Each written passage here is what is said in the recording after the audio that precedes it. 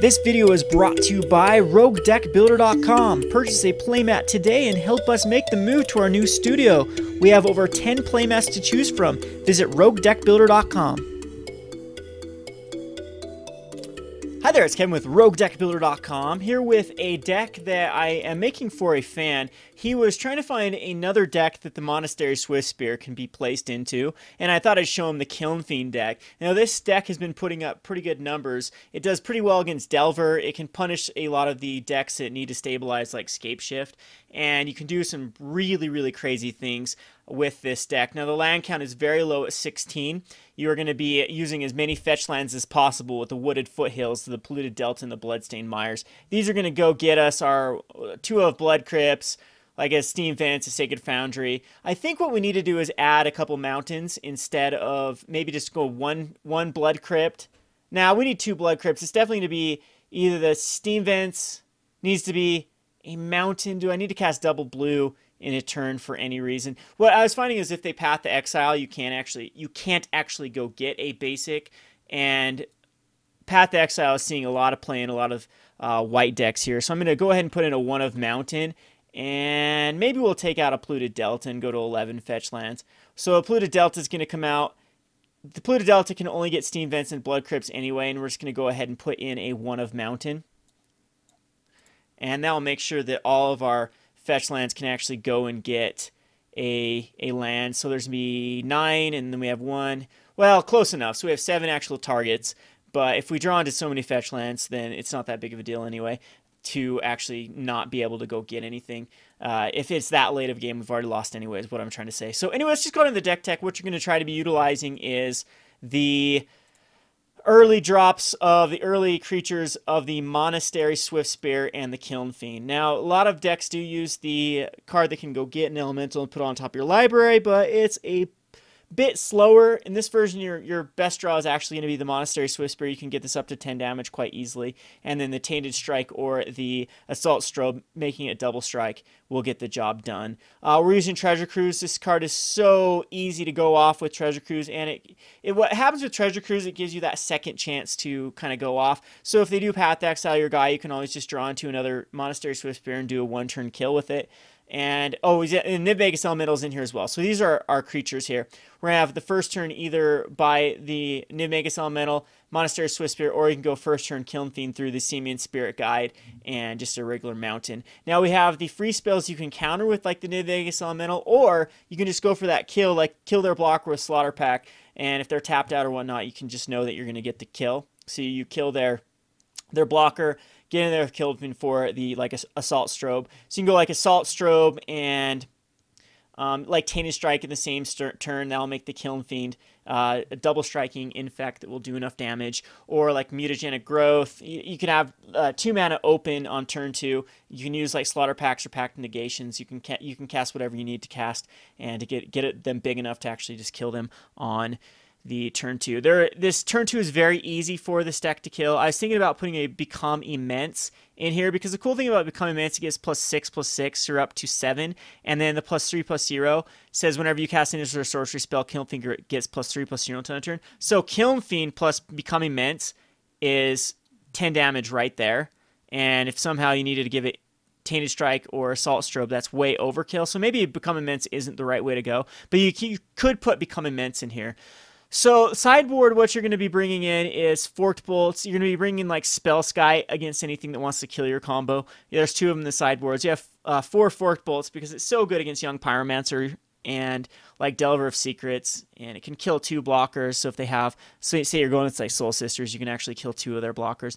You could easily go Lightning Bolt in the place of Forked Bolt, as it is instant speed. Artful Dodges are in the sideboard for against anything you need to, like against especially Tarmogoyf decks or anything that puts out early creatures. You can bring in Artful Dodge and make your guys unblockable. You have 2 more Tainted Strikes. These come in against decks that don't try to interact with you, so you can actually kill them quicker.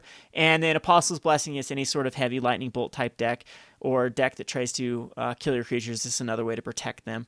So tons of free spells. You have the free spells in the forms of Gut Shot and Gitaxian Probe, Slaughter Pact, Pact of Negation, and Mutagenic Growth. Then you have the 1 mana red spells is just the Assault Strobe. I've seen some people put in a few other cards like the Storm card for just red that makes target creature not be able to block. In fact, I might want that instead of a one of Artful Dodge or an Apostle's Blessing. Let's see if we can find that card. It's Storm, and I might not have one, so let's go down to 0. And its mana cost is going to be 1 red. It's going to be this. Yeah, it's going to be ground Rift, and I think we're going to put in 1 Ground Rift. I'm going to try it and see how well it works. I kind of want a 1 of in the deck. We're going to cut maybe... Artful Dodge is just really, really good against like decks you need to be resilient against. And Apostle's Blessings, I can't really see me not using an Apostle's Blessing. So it's got to be between Artful Dodge and you'd want the more Tainted Strikes. Maybe Pact Negation can come to the sideboard, and we'll put in a Ground Rift. Because cool thing about Ground Rift is you can let's see if we can refresh this here to try to get this to the... I hate when Magic the Gathering does this. So it's still stalled. So Ground Rift is trying to go over to our main board. I think what I'm going to do is we're going to maybe cut... I still need to cut a card. And I'm thinking that it's going to be... I'm thinking it just is going to be Artful Dodge. Well, I want to keep the Pact Negation, and we will remove an Artful Dodge and just put in the Ground Rift in here in the sideboard. I kind of want to try this, though. Maybe Slaughter Pact can come over to the sideboard. That's how we're going to do it. So Ground Rift's going to go to the main board, and Slaughter Pact's going to go to the sideboard, and we're just going to save this how it is. And we're going to see if Ground Rift is actually worth main boarding here at Nivmagus Elemental. See, the whole thing around Ground Rift is you can make target creature not be able to block. You cast other creature spells this turn. Then you get to storm off and then counter all the storm copies with the Nivmagus Elemental. Or if they have multiple creatures that block, it's only 1 red to make multiple creatures not be able to block. So not too shabby. Another card that I thought I'd use in this is the Haste.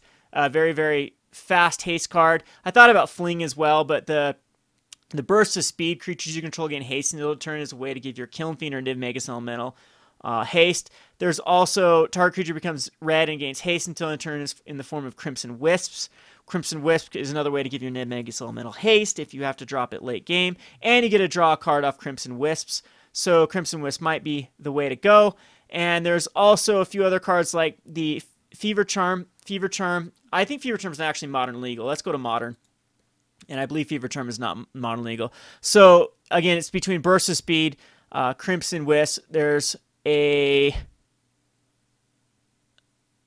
Mass Hysteria actually does work as an enchantment you can throw out and just keep it out. The only problem is it is an enchantment, and it is not a instant or sorcery spell, so your Kiln Fiend won't get the advantage from that. And I believe, yeah, Unnatural Speed. Yep, target creature gains haste until turn. So you have a couple of options. If you go into the 2-mana spells, I believe there's one that gives it +4/+0 in haste. Let's see here if we can find it. Let's just cut this down to instant or sorceries. Well, we'll find it here. It's going to be... There's the instant sorceries.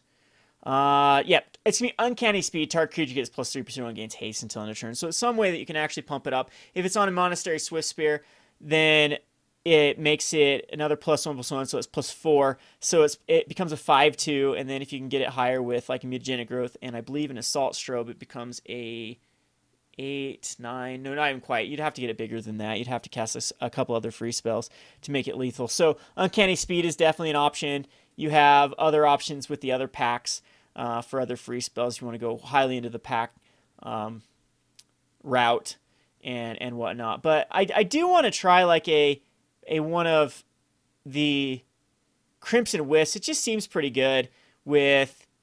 You're drawing a card, too, with this. So target creature becomes red and gains haste until end turn. You get to draw a card out of it.